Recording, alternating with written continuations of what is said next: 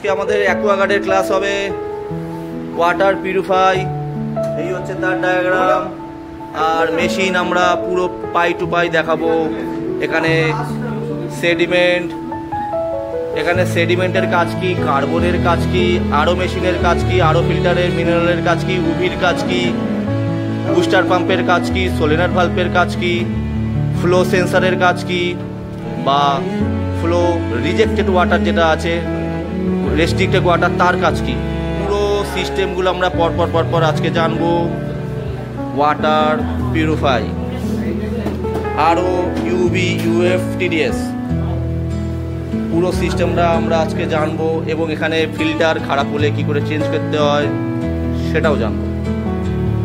Filter খারাপ হলে বুঝবো কী করে সেটাও জানবো। পুরোটাই হবে প্র্যাকটিক্যালে। AC, DC,